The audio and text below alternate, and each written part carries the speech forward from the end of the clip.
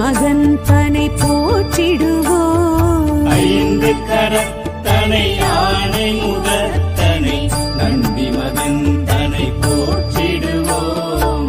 கணங்களின் அதிபதி கணபதி திருவடி கருத்தினில் வைத்தே கை தொழுவோம். கணங்களின் அதிபதி கணபதி திருவடி கருத்தினில் வைத்தே கை தொழுவோம். ஐந்து கரத்தனை ஆனை முகத்தனை நந்தி மகன் தனை போற்றிடுவோம்.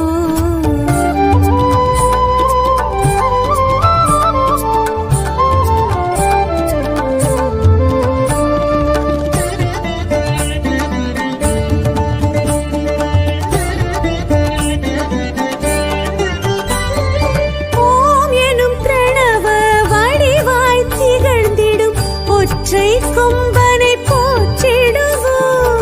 ஓம் எனும் பிரணவ வடிவாய் திகழ்ந்திடும் ஒற்றை கொம்பனை போற்றிடுவோம். ஒரு கரம் அழுப்படை ஒரு கரம் சமண்டலம் அபய கரத்தனை போற்றிடுவோம்.